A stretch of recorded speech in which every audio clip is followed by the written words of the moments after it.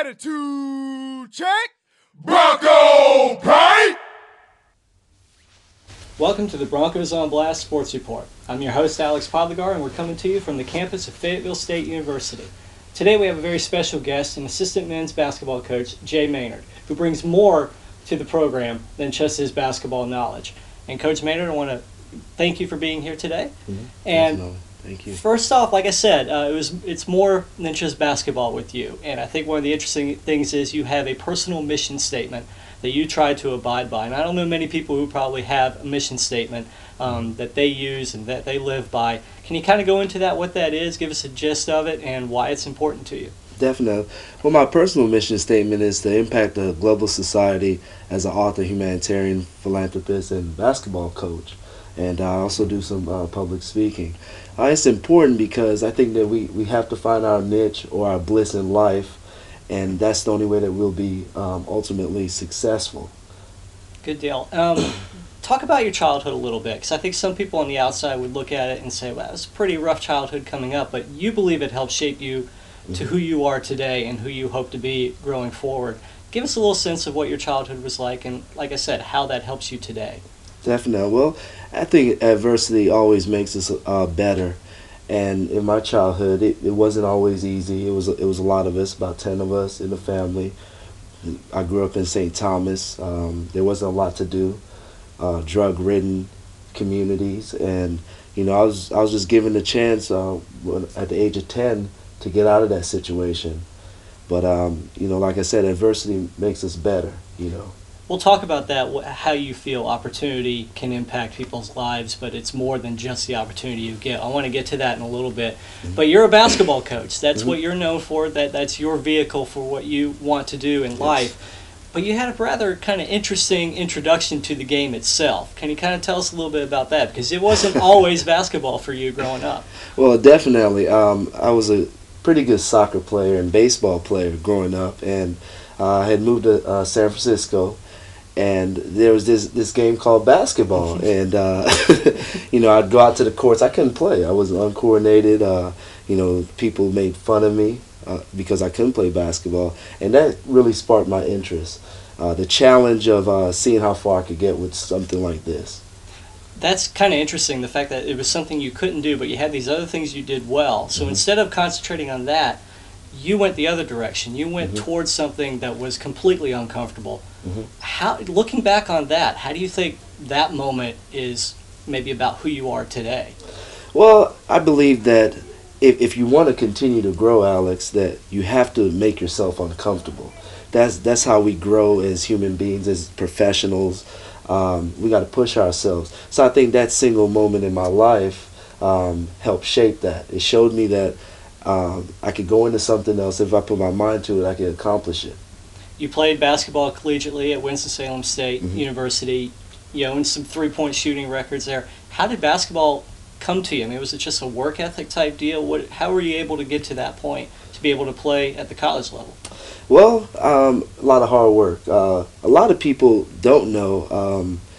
During my high school, my senior year, I woke up at 4 o'clock every morning, and I was at the gym. The custodian opened the gym for me, and I'd go into the gym and shoot. And at the time at Jacksonville High, they only had cold showers. So the only way that I could shower was cold. And my teammates would say, man, you're crazy. I said, well, to be very successful, something about you have to be off. So those are some of the behind-the-scenes things that I've done to get me to that level. And I was able to tell the story when I played Olympic basketball, too. Tell me a little bit about, it's not all basketball with you, and that's what we kind of led off here with. Talk about some of the projects you've been involved in away from the court. If you want to go into Junie Keneal as well, how important that is to you. Kind of explain what some of those projects you've been involved with are and go from there. Definitely. As a basketball coach at Clay High in Florida, I saw a big need in the community. The kids didn't have a lot of access. I felt like, at the time I was a teacher, and I felt like their frame of reference was off. You're in the classroom, you're trying to teach different things, and you say, well, that's like when I was going down a mountain. Well, the kid never been to a mountain, never been on a plane, so their reference was off. So we started building a company called Seeds of Promise which was able to give the kids access to the community, access to different places. We were able to travel with them through travel ball, and ultimately, life is one of the best educators. So those are the things that we wanted to present to them. Junie Canil is a company my wife owns. The mission is very simple. Challenge y'all to unleash the lion within themselves by realizing their own greatness and power. Everyone have greatness inside of them is the concept. We just got to teach them and show them to tap into that.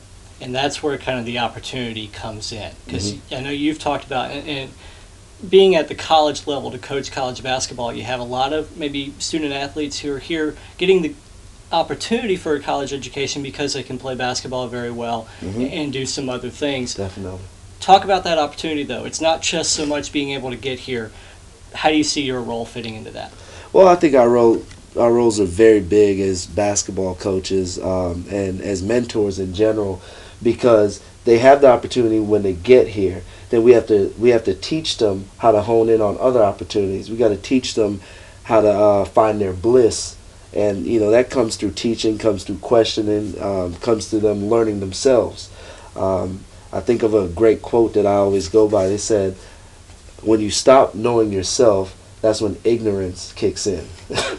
So we just kind of teach those tools to these kids so that they can be successful after college. One of the hallmarks of Junie Canil was, finding that thing you're good at yourself and using that to push yourself forward. Definitely. Is that where basketball fits in for you? Has that been your vehicle to try to get the word out? Oh, definitely. It's definitely been my vehicle. Basketball is something that I know. I always felt like basketball was life. I remember saying that when I was in the 7th grade, and my sister just laughed, and I said I could put anything into basketball, any form of life. I can make an analogy to it.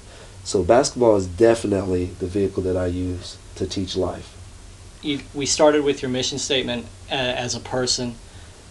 What do you think your mission is as a coach going forward, both on and off the floor?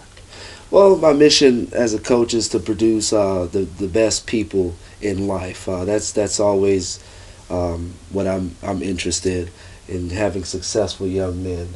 And of course, we want to improve the global community. The way to do that is to improve the kids that are here now, because they are ultimately part of the global community. Coach, I really appreciate you joining us today, and obviously you're a tremendous asset to have at Fayetteville State University. So thank you for joining us today. We really appreciate it.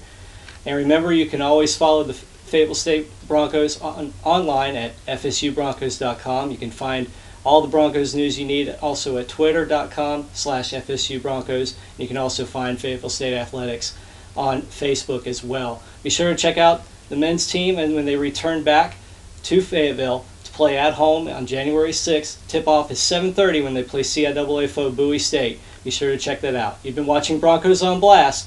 Thanks for watching.